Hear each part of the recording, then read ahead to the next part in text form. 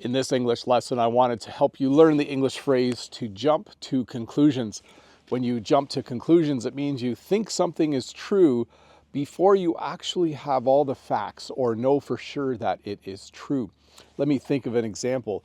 Let's say you came to school and you went to my classroom and there were no students there. You might jump to conclusions. You might think, oh, Bob must have kicked all his kids out of class and he's not teaching them today because he's angry. You might jump to conclusions and think that maybe all of my students are on a field trip. But the reality is, the truth is, there just wasn't any school today. So when you jump to conclusions, it means you see some evidence or you know some facts and you think something is true before you know all of the details.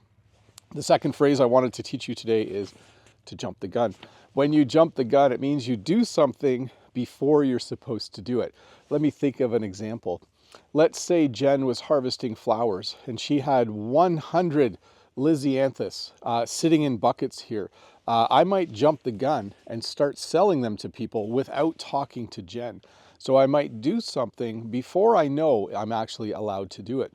Another example would be, let's say I was making an invitation to a party and we hadn't quite decided on the date and we had a draft version of the invitation and I decide to print it and send it to everybody before actually talking to the people organizing the party. I would be jumping the gun. So when you jump the gun, you do something before you're supposed to do it. So to review, to jump to conclusions means to think something is true before you have all the facts. And to jump the gun means to do something before you're supposed to do it. I don't often jump the gun. I'm pretty good at doing things when they're supposed to be done. But hey, let's look at a comment from a previous video. This is from Achilles. At minute 4:05, wow, the cat is running outside with that weather. He's not even wearing a sweater. And my response, our cats are quite furry and well adjusted to the winter weather. So yes, sometimes people voice their concerns when they see our dogs or cats outside in the winter when it's minus 15 or even minus 20. But rest assured, our cats all have an extra thick layer of fur. Our cats grow lots of hair when the winter is approaching. I think it's a very natural thing for animals to do.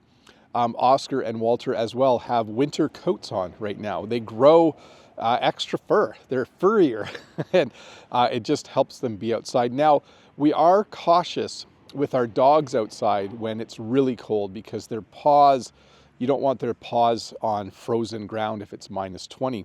But the cats do live in the barn. They have lots of cozy places in the hay and straw where they can hang out, so it's not too bad. So anyways, guess what? As you are watching this, I am teaching. As you watch this, it's Tuesday today, but you'll be watching this on a Wednesday.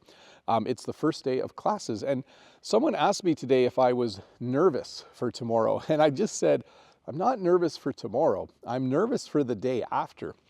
The first day of school is rather easy. You hand out textbooks, you learn the students' names, you kind of get them enrolled in the different online software packages that you use. The first day of school is actually quite easy, and the classes are also a little bit shorter because we meet as a school in the morning just to have an assembly, we would call it. But the second day is a little tricky because you have to teach for the entire class period. I have to be ready to teach about 55 minutes tomorrow, but on Thursday I have to teach for 70 minutes straight, and that's when the bulk of the actual work begins. So I'm a little nervous for Thursday, but not really that nervous for tomorrow.